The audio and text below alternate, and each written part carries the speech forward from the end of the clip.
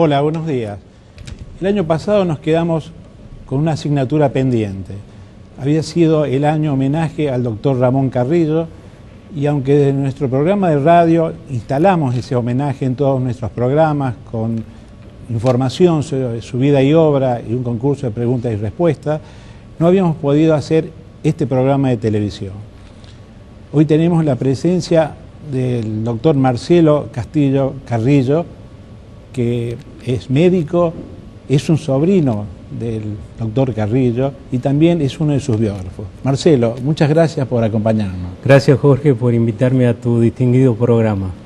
No, como te lo comenté el año pasado, para uno que hace salud pública, que trabaja en esto, poder hablar de Ramón Carrillo es hablar de quien nos transformó la mentalidad, la forma de ver las cosas. Y es por eso que en nuestras facultades ha habido una ausencia de una figura tan importante y quizás muchos desconocen, muchos colegas incluso, han llegado a no reconocer lo que significó para la salud pública argentina, quien fue el primer ministro de Salud Pública. Sí, efectivamente. Él fue el primer ministro de Salud Pública, él crea el ministerio y de acuerdo a la ley de ministerios, con la reforma de la Constitución del 49, se deja establecido el Ministerio de Salud Pública de la Nación, del cual el entonces presidente Perón nombra a Ramón Carrillo como el primer ministro. Pero él había trabajado muchísimo en la elaboración del ministerio. De un plan de salud. Claro, de un proyecto que venía ya desde el año 45, elaborado cuando el general Perón lo convoca, en el 46 gana las elecciones y le pide por favor que elabore una institución del nivel ministerial, porque hasta ese entonces la salud estaba realmente bastante relegada respecto de la acción del Estado sobre la salud de la población. Era una dirección nacional que dependía del Ministerio del Interior, no tenía más que esa jerarquía, y el hecho revolucionario de estos dos grandes hombres fue transformar el paradigma de la salud de una concepción caritativa, casi filantrópica a veces, en las provincias de todo el país, en razón de Estado. Marcelo, antes que lleguemos a este punto, me parece importante mencionar que cuando Ramón Carrillo asume este compromiso, se pone a trabajar en esto, él era un prestigioso neurocirujano, era un médico asistencial. Claro, estaba en su etapa científica y en lo mejor de su etapa científica, porque cuando vuelve de hacer su preparación en Europa, él se dedica exclusivamente a la docencia y a la neurocirugía acá en el Hospital de Clínicas. Justamente después de varios años de trabajo, fue nombrado profesor titular de neurocirugía. Él tenía 36 años en esa época. Luego, por concurso, fue jefe de neurocirugía del Hospital Militar Central.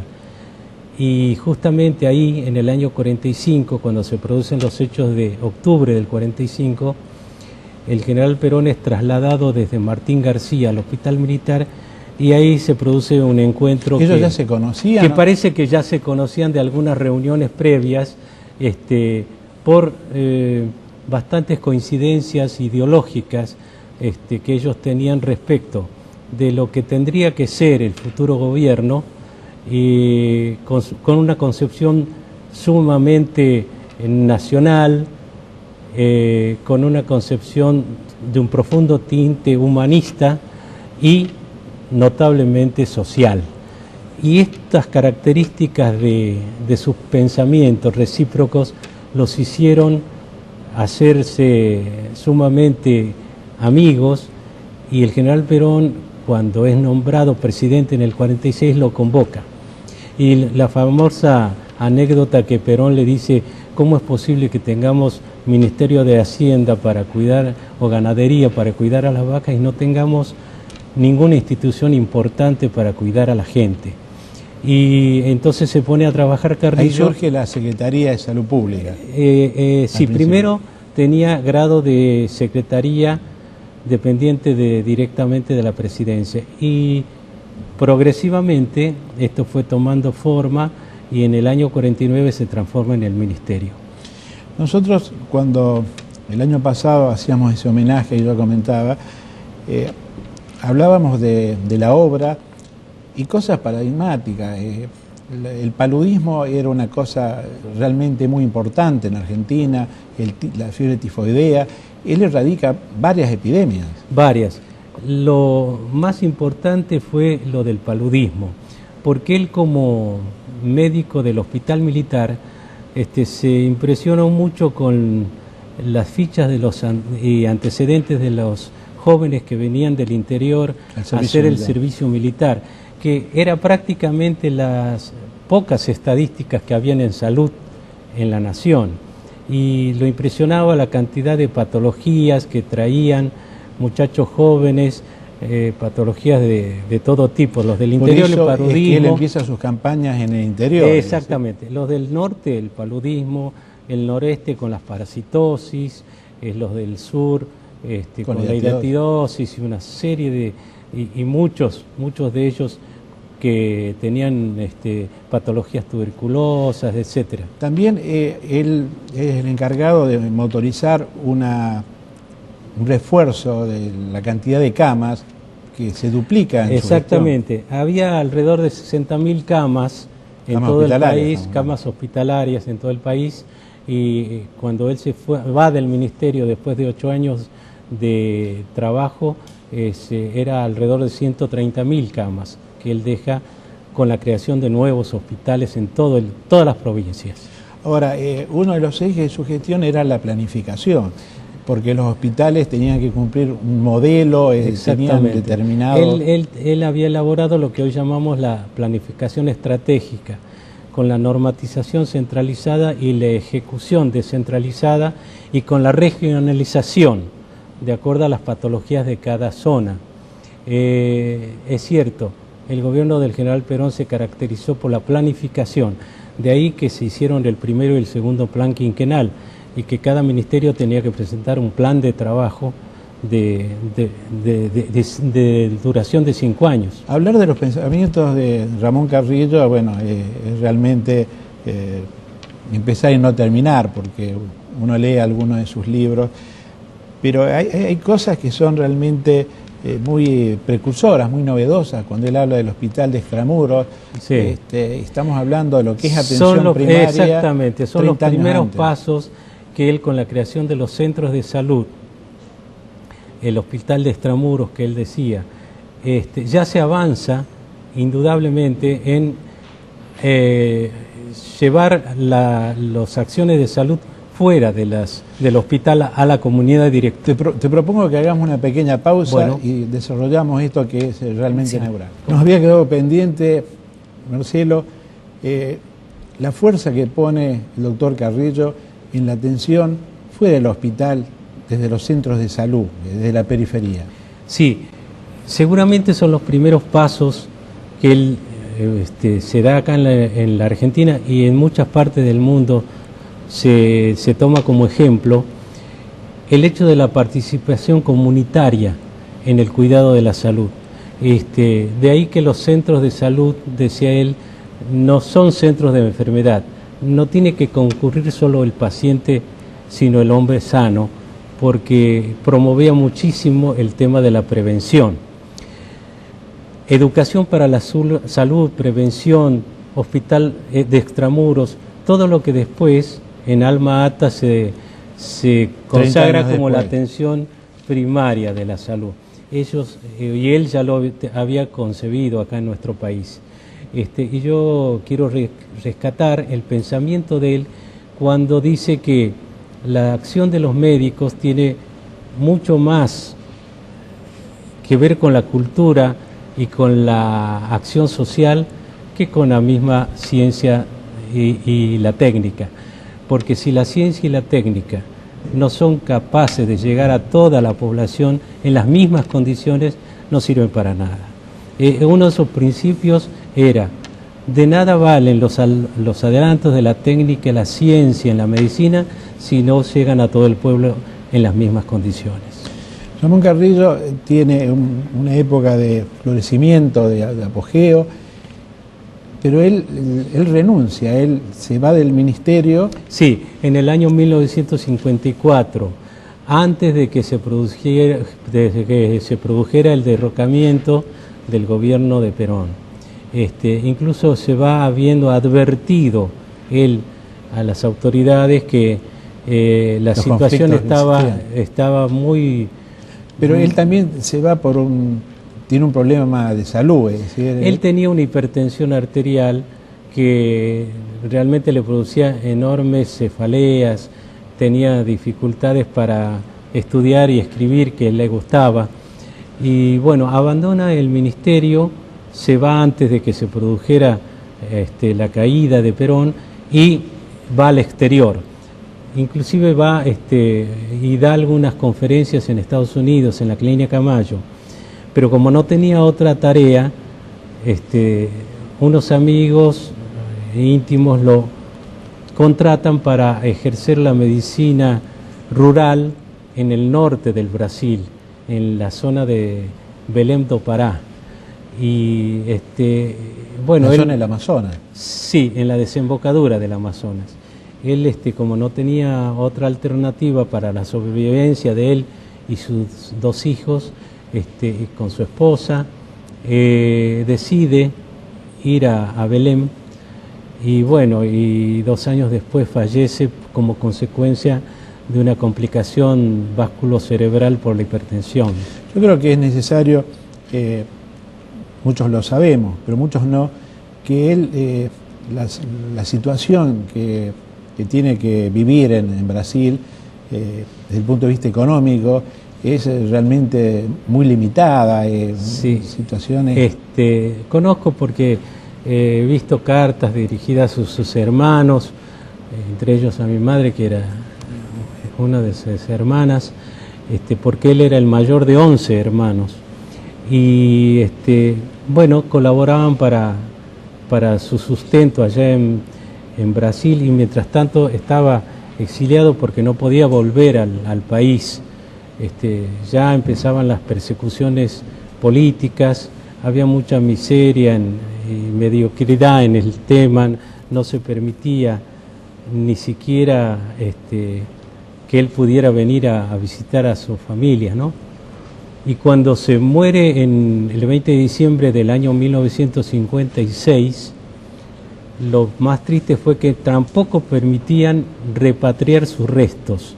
Es decir, él, como muchos argentinos importantes, sufrió el exilio post-mortem. Recién después de 16 años se logró, merced a la tarea y a la presión de muchos de sus discípulos, amigos, familiares, entre ellos recuerdo al doctor Raúl Matera, que logran repatriar los restos de Ramón. Ramón Carrillo en este momento está en Santiago. En la tierra natal. En la tierra natal. Ramón Carrillo había nacido en 1906. En 1906. Murió a los 50 años. A los 50 años, justamente a los 50 años. Y el año pasado fue el centenario de su nacimiento y 50 años de su muerte. De su muerte. Sí, señor. Yo te pediría, vos mencionabas a tu madre, hermana de Carrillo, a tu familia, algún rasgo que te acuerdes de esa parte sentimental, porque él era muy devoto de su familia, ¿no? Sí, había mucho de eso. Él había logrado venir a estudiar medicina a Buenos Aires, y sus hermanos menores, todos menores, quería que vinieran a continuar también sus estudios universitarios a Buenos Aires. Uno por uno fue trayendo, tanto que 4 médicos, un ingeniero y otros que, bueno, 1 o 2 solamente quisieron quedar en Santiago del Estero, entre ellos mi mamá. Ahí nacimos nosotros también. El tema es que rasgo familiar, el amor que tenía siempre por su familia, a todos prácticamente los cobijó en su misma casa. Hasta yo estuve viviendo en la misma casa que él vivió y junto con mis tíos en la calle French. Eso como rasgo principal. Segundo, de contemporáneos de él, su enorme capacidad de trabajo. Él empezaba temprano a la mañana y volvía a la noche a la casa. Su bonomía, su sentido del humor, del santiagueño, nunca lo perdió. Marcelo, yo decía al principio que para nosotros era una asignatura pendiente. Nos debíamos, como San Luis Sociedad, como una asociación civil que tiene como objetivo central la prevención, tener un programa no solo recordando a Ramón Carrillo, sino informando a muchos que por ahí lo sintieron nombrar y le queremos despertar alguna curiosidad, algún interés para que realmente puedan leer una biografía, puedan leer parte de su obra, que como decía uno de sus sobrinos, fue precursora en temas vinculados a la atención primaria. En 30 años sí, se hacían cosas en la Argentina. Así que yo me siento muy contento, me siento complacido de poder habernos dado este gusto, y nada menos con un sobrino, con alguien que lo conoció personalmente. Así que te pediría para nuestros televidentes un mensaje que tuviera que ver con Ramón y con ese incentivo de conozcamos la obra ahora que lo podemos hacer. Sí, hay una deuda que a lo mejor es el Estado el que va a tener que, en algún momento de estas nuevas cosas que estamos viviendo, la obra de Ramón, que fue magnífica y extensa. Yo recuerdo que cuando Arturo Jaureche fue director de Eudeva, se publicaron las obras de Ramón, una parte de ellas, entre ellas un libro paradigmático de él que es La teoría del hospital, que por supuesto inmediatamente se agotó la obra. Yo creo que reeditar los libros de Ramón Carrillo es una deuda pendiente. Ahora, el mensaje que él deja para las próximas generaciones se trata de un mensaje muy humanista. Él dice que la medicina, los médicos tenemos que saber que la medicina, más que una ciencia exacta, más que una ciencia biológica, es una ciencia social, que nosotros debemos tener como horizonte fundamental el trabajar para la sociedad. Nosotros hemos puesto en pantalla uno de los pensamientos que realmente cada vez que uno lo lee se siente identificado con ese mensaje, y con ese mensaje nos vamos. Gracias. Nos vamos. Esto es muy importante por una cuestión que él siempre decía, que no valen de nada los planes de salud si no están acompañados con una mejora de la situación socioeconómica de la población. Es decir, tiene que haber políticas adecuadas para mejorar la situación social, porque la miseria es lo más importante en la producción de enfermedades. Gracias, Marcelo. Gracias, Jorge. Después de haber visto el homenaje que teníamos preparado para el doctor Ramón Carrillo, nos queda simplemente un mini balance. Este fue un año muy intenso, tuvimos muchas gratificaciones, tenemos que agradecer a mucha gente. Yo te pediría, Gabriel, que iniciaras nuestros agradecimientos. Sí, principalmente, bueno, además de nuestra actividad preventiva, fuimos gratificados por entidades importantes como Luchemos por la Vida, como la Honorable Cámara de Diputados nos mencionó en la provincia de Buenos Aires, nos mencionó como interés. Apostar a la Vida, otra de las instituciones con la que trabajamos, también nos dio una mención de honor. O sea que además de nuestras gratificaciones que tenemos al a difundir todos los problemas preventivos, tenemos estas alegrías durante este 2007. Claro, vos también estuviste, no en el programa, pero sí en una actividad nueva que incorporamos a San Luis Sociedad, que fue las charlas en escuelas. Sí, eso fue un tema muy interesante. Nos invitaron las escuelas del gobierno de la Ciudad de Buenos Aires a participar de encuentros con alumnos del 6º y 7º grado para tratar temas de adicciones, y la verdad que fue una experiencia muy grata. Con las maestras, con los alumnos trabajamos temas importantísimos como el alcohol y las drogas que están tan prevalentes en este momento.